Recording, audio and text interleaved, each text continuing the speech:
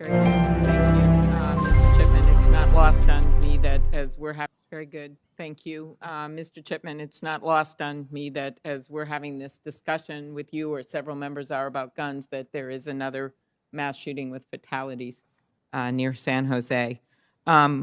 We have worked hard. There are Republicans like Senator Toomey that have worked on the background check issue and tried to get that done. We know the vast majority of Americans support rational gun violence legislation. And a piece of this is for many years I've led the legislation to close a dangerous loophole in the law that allows domestic abusers to buy a gun simply because they're not married to their victims. This bill actually was included in the Violence Against Women Act over in the House and got a number of Republicans voting for it. And it's something that I think we can advance. Could you comment about that? Do you agree that we should keep guns out of the hands of all convicted domestic abusers? Thank you, Senator, for this question, and thank you for your dedication to domestic violence, which remains the most dangerous call police will ever respond to. As an ATF agent in Central Texas, one of the most significant cases I worked was a pipe bomb sent by an estranged boyfriend to a woman who worked at a probation and parole office. So domestic violence is something that ATF agents regularly deal with on the job, and there's no greater threat than those offenders who have access to a gun. So it would be one of the top priorities I had if I am confirmed as ATF director. Very good. Thank you very much.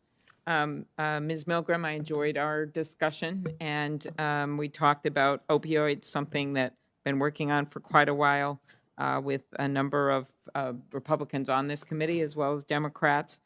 What do you see DEA's role? We talked about the documents from a recent trial showing drug manufacturers mocking what they called hillbillies in West Virginia. I do suggest, I know there's shared belief on this issue, but this mocking of the Beverly Hillbillies song where drug executives were actually put in words mocking the people they got hooked on the drugs was an outrageous thing I'd never seen until last week. And it just shows how heartless this addiction was, where people were profiting off of people's own addictions, many times resulting in death. Could you quickly address what the DEA you see as the priorities?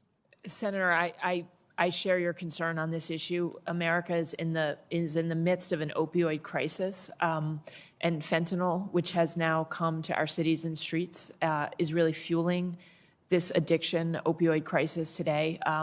But I share your concern that there are two pieces of it. First, it's the pharmaceutical companies and the manufacturers and others that have essentially put us in a situation today where we must regulate opioids and the prescription drugs that people are being given. So there's a huge function in the DEA's diversion work that is a part of that, and it will be a priority for me. The other piece is really stopping the illicit fentanyl from coming into our country, where individuals who, most of whom first become hooked through prescription drugs, are then turning to heroin, to illicit fentanyl, and to other substances. And we're seeing just way too many overdose deaths in our country. Okay, thank you. Last, Ms. Jadot, I really enjoyed our conversation as well. We talked about the fact that for so many of us in our states where we have needs for immigrant workers, permanent workers, temporary workers, and the like, this is becoming a near crisis, especially in northern Minnesota in our tourism industry, in some of our farmlands and others. We also rely on all levels of education from immigrants that are part of our economy. And one of those is in medical. And yesterday, Senator Collins, Rosen, Ernst, and I introduced a bipartisan bill that I've long been leading. I took it over from Senator Conrad when he left, the Conrad State 30 and Physician Access Act, which increases the number of international doctors trained in the U.S. to remain in the country if they practice in rural or underserved areas. I remind people that more than 25% of our U.S. Nobel laureates were born abroad, and 70 of America's Fortune 500 companies were started by people born in other countries. How can USCIS help to ensure we are attracting talent to come to our country at all levels and work with us on this really a crisis of not having enough doctors in underserved areas? One of the reasons you see Senator Collins and Senator Ernst join me on this bill. Thank you, Senator. I really appreciated the time talking with you yesterday and when we talked about this issue. As you know, I worked on it when I was a Hill staffer back in the day on the House side, and I completely appreciate and understand this issue. And a family member, my father-in-law, came through a program, a little different, but somewhat similar, to assist in the U.S. Navy. So I can personally appreciate the program.